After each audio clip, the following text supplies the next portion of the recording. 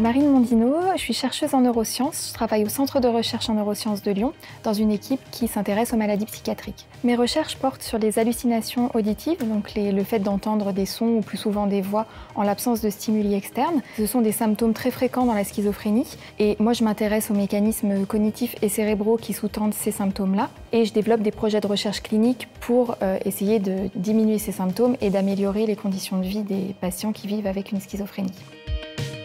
Je m'appelle William de Rezende Locatel. J'ai fait ma thèse à l'Institut de recherche sur la catalyse et l'environnement de Lyon, IRC Lyon. Je suis ingénieur de recherche à l'Institut français du pétrole et des énergies nouvelles, IFPEN. Pour ma thèse, j'ai travaillé avec la conversion des biomasses vers les biocarburants en utilisant les catalyseurs pour améliorer ses propriétés, comme par exemple réduire le taux d'oxygène, le taux d'acidité. Je travaille avec le développement des catalyseurs, utilisés pour la production des intermédiaires chimiques et des produits pétrochimiques. Et avec ces catalyseurs, nous pouvons réduire la consommation énergétique des procédés industriels et finalement, on arrive avec des procédés qui sont moins énergivores et plus efficaces.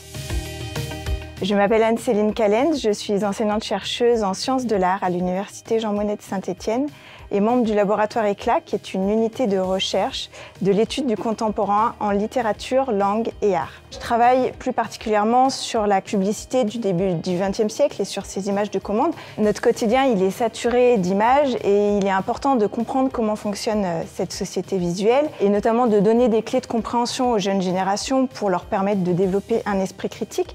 Donc ça passe par une capacité à décrypter les images, mais aussi par la connaissance de leurs évolutions passées. Je m'appelle Sarah Souaguibaye, ingénieure de recherche au laboratoire des tribologies et dynamiques des systèmes à l'ANTPE et à Pulsalis. J'ai un doctorat en sciences de l'ingénieur au laboratoire Navière à École de Pont Paris Tech. Je travaille sur le contrôle des vibrations mécaniques des systèmes. Ma recherche propose une solution mécanique pour les tremblements involontaires. L'objectif est de fabriquer un bracelet mécanique qui se porte pour assurer la stabilité des bras. Mon projet est d'améliorer la vie sociale du patient par leur permettant de devenir indépendants pour accomplir leurs tâches quotidiennes et améliorer la qualité de vie des patients par réduisant les besoins des médicaments. J'ai déménagé à Lyon car je trouve le travail sur le projet qui m'intéresse le plus dans le domaine proche de mon projet de doctorat pour réduire les tremblements involontaires. J'ai choisi Lyon parce que c'est la ville où j'ai fait toutes mes études supérieures et en revenant de post-doctorat, j'ai choisi de revenir à Lyon parce que c'est une ville qui m'offre vraiment le terrain favorable et stimulant pour mener à bien mes projets de recherche. J'ai la chance de pouvoir travailler dans un centre de recherche en neurosciences qui lui-même est implanté au sein d'un des plus grands hôpitaux psychiatriques de France, qui est le centre hospitalier Le Vinatier. J'ai choisi Lyon parce que c'était la bonne occasion pour concilier mon expérience avec les catalyseurs au Brésil et développer une nouvelle thématique plus verte, qui c'était la conversion des biomasses vers les biocarburants. Après une période à l'étranger pour faire mon postdoc, j'ai décidé de revenir, pas que pour mon poste professionnel, qui était intéressant, mais aussi dans le côté personnel. Après 3 ans ici, j'ai commencé à vivre, à avoir des amis, à avoir une vie qui est agréable. Il y a plein d'activités culturelles qu'on peut faire ici à Lyon. On peut se déplacer, aller dans différentes régions.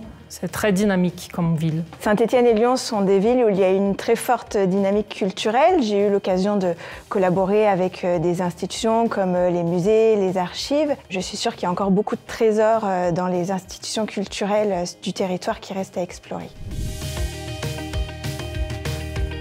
Je pense que c'est une de nos missions principales de faire connaître nos recherches au grand public.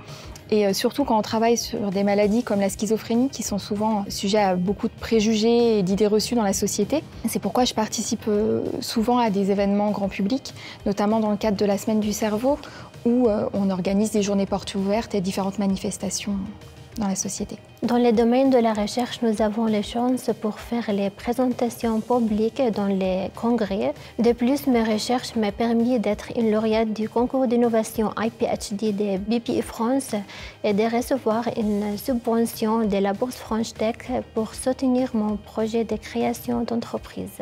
Je pense qu'il est indispensable d'aller vers d'autres publics.